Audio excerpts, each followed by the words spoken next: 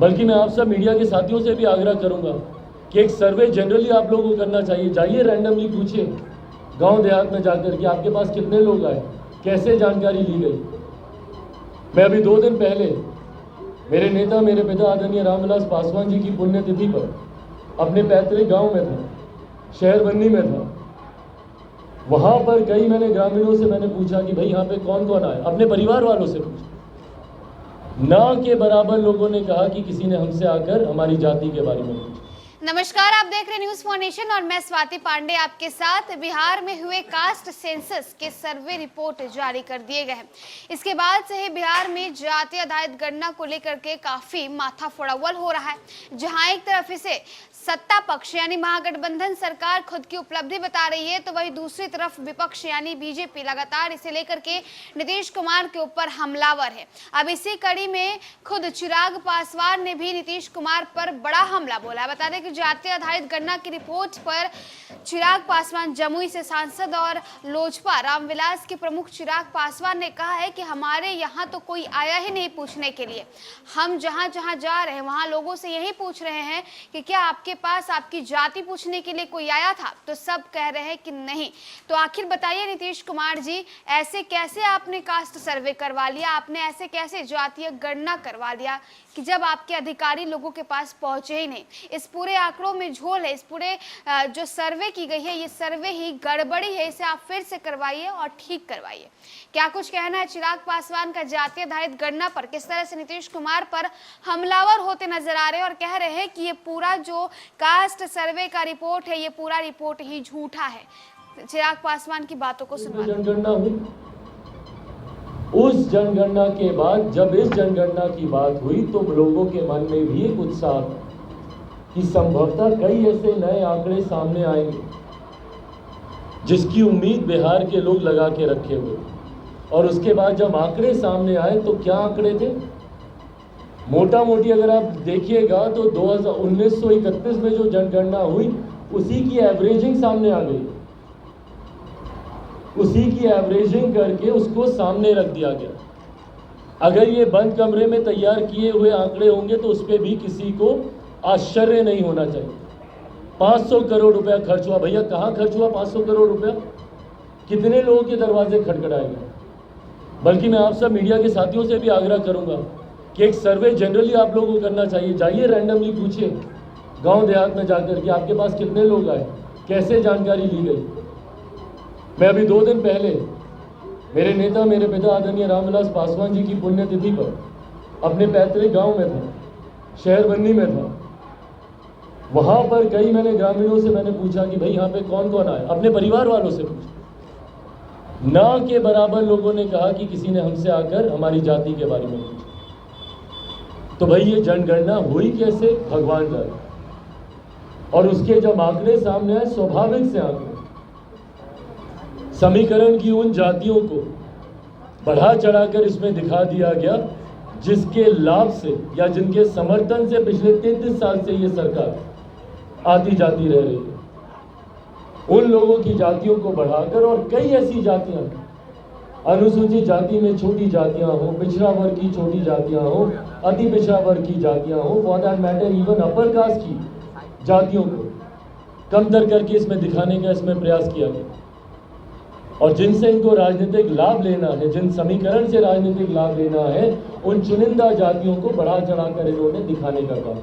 मुख्यमंत्री को जातिवादी सोच के अलावा और कुछ सूझता नहीं है, भाई को भाई में बांटते हैं। कल क्या खूबसूरत मिसाल पेश की बक्सर के लोगों ने, ना जाति देखी किसी की, ना धर्म देखी, भागे भागे सब गए बचाने के लिए जिससे जितना हो। पर अगर आप जाति की बात करते हैं तो फिर दीजिए सही मायनों में उनको सम्मान, और बनाइए अति पिछड़ा वर्ग से, बनाइए अनुसूचित जाति से। भाई अनुसूचित जाति जनजाति पूरी, अगर आप इसकी जमात को अगर आप देखिएगा, अनुसूचित जाति 19.6 और 1.6 अनुसूचित जनजाति, लगभग 22% के आसपास। क्यों नहीं बनेगा भैया इस वर्ग से, क्यों नहीं? अगर देश में अगर एक अनुसूचित जनजाति की महिला महामहिम राष्ट्रपति हो सकती है तो क्यों नहीं बिहार में एक उप मुख्यमंत्री हो सकता। ये तमाम बातें आपके माध्यम से जनता के बीच रखने का मेरा बस इतना ही मकसद है कि जो लोग बड़ी बड़ी बातें करते हैं और अपने आप के बड़े बड़े दावे करते हैं कि देखिए हमने क्या नहीं किया अलग अलग समाज के लिए। ये आईना है ये आंकड़े उनके लिए कि बड़ी बड़ी बातें इन्होंने खूब की, पर बदले में क्या दिया? पिछले 3 दशक से मैरी गो राउंड की तरह सिर्फ 2 जातियों के बीच में कुर्सी का आदान प्रदान चल रहा है और बाकी एक बड़ी आबादी अनुसूचित जाति जनजाति को मिला दिया जाए लगभग 20%, अगर इसको जोड़ दिया जाए अति पिछड़ा 36%, 47, 56 और उसके बाद 20% आप जोड़ दीजिए इसको मुसलमानों को, 56 हो गया 66, 76, 76% लोग एकदम सत्ता से गायब है।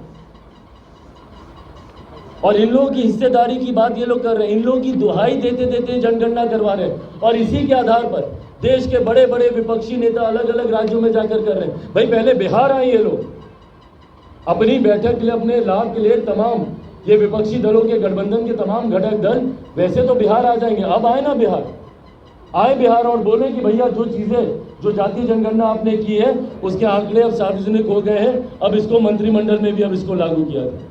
तब हम लोग मानेंगे कि हाँ भैया इसका लाभ है, अब करवाइए आप लोग राजस्थान में, करवाइए मध्य प्रदेश में, जहां जहां पे भी आपको करवाना, छत्तीसगढ़ में 37 में जनगणना हुई। उस जनगणना के बाद जब इस जनगणना की बात हुई तो लोगों के मन में भी एक उत्साह था कि संभवतः कई ऐसे नए आंकड़े सामने आएंगे जिसकी उम्मीद बिहार के लोग लगा के रखे हुए।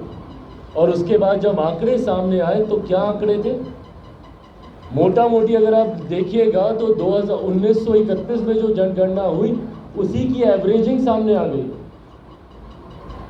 उसी की एवरेजिंग करके उसको सामने रख दिया गया। अगर ये बंद कमरे में तैयार किए हुए आंकड़े होंगे तो उस पर भी किसी को आश्चर्य नहीं होना चाहिए। 500 करोड़ रुपया खर्च हुआ। भैया कहाँ खर्च हुआ 500 करोड़ रुपया? कितने लोगों के दरवाजे खटखटाएंगे? बल्कि मैं आप सब मीडिया के साथियों से भी आग्रह करूंगा कि एक सर्वे जनरली आप लोगों को करना चाहिए। जाइए रैंडमली पूछिए गांव देहात में जाकर कि आपके पास कितने लोग आए, कैसे जानकारी ली गई। मैं अभी 2 दिन पहले मेरे नेता मेरे पिता आदरणीय रामविलास पासवान जी की पुण्यतिथि पर अपने पैतृक गांव में था, शहरबंदी में था। वहां पर कई मैंने ग्रामीणों से मैंने पूछा कि भाई यहाँ पे कौन कौन आए, अपने परिवार वालों से पूछा। ना के बराबर लोगों ने कहा कि किसी ने हमसे आकर हमारी जाति के बारे में पूछा। तो भाई ये जनगणना हुई कैसे, भगवान जाने। और उसके जब आंकड़े सामने आए, स्वाभाविक से आंकड़े समीकरण की उन जातियों को बढ़ा चढ़ाकर इसमें दिखा दिया गया जिसके लाभ से या जिनके समर्थन से पिछले 33 साल से ये सरकार आती जाती रह रही है। उन लोगों की जातियों को बढ़ाकर और कई ऐसी जातियां, अनुसूचित जाति में छोटी जातियां हो, पिछड़ा वर्ग की छोटी जातियां हो, अति पिछड़ा वर्ग की जातियां हो, for that matter even upper caste की जातियों को कमतर करके इसमें दिखाने का इसमें प्रयास किया गया। और जिनसे इनको राजनीतिक लाभ लेना है, जिन समीकरण से राजनीतिक लाभ लेना है, उन चुनिंदा जातियों को बढ़ा चढ़ाकर इन्होंने दिखाने का काम। हर मोर्चे पे जाके कि भाई पिछड़ा वर्ग की महिलाओं का इसमें आरक्षण होना चाहिए, रिजर्वेशन विद इन रिजर्वेशन होना चाहिए, बिल्कुल होना चाहिए प्रभु। पर पहले इसमें तो बताइए कि आपने कितना दे दिया अपने मंत्रिमंडल में, पिछड़े वर्ग से कितनी महिलाएं हैं आपके यहाँ? और क्यों नहीं एक पिछड़े वर्ग की महिला को आप मुख्यमंत्री बना देते? रेणु कुशवाहा जी यहाँ पर बैठी हैं, क्यों नहीं बनाते बताइए? ये दर्शाता है इनका कि इनकी सोच क्या है। महिलाओं की बात करेंगे, महिलाओं को आरक्षण देने की बात करेंगे। भाई इसके लिए आपको प्रधानमंत्री जी की स्वीकृति की जरूरत थोड़ी है। मंत्रिमंडल में फेरबदल तो मुख्यमंत्री जी चाहे तो तुरंत प्रभाव से कर सकते हैं, 1 घंटे के भीतर कर देंगे। तो लागू करके दिखाइए। देश के बड़े बड़े नेता बोलते हैं कि ब्यूरोक्रेसी में होना चाहिए। भाई वो तो कैडर सिस्टम से आ रहा है, होते होते जब वो होगा होगा। पर बोले राहुल जी बोलते हैं ना, तो आके बताएं मुख्यमंत्री नीतीश कुमार जी को कि भाई आप अपने मंत्रिमंडल में इसको सबसे पहले लागू कीजिए और पुनः गठन कीजिए अपने मंत्रिमंडल का, कैबिनेट को पूरा रिशफल कीजिए और इसके आधार पर जो जनगणना आपने जारी की है उसके आधार पर एक नया मंत्रिमंडल बनाइए।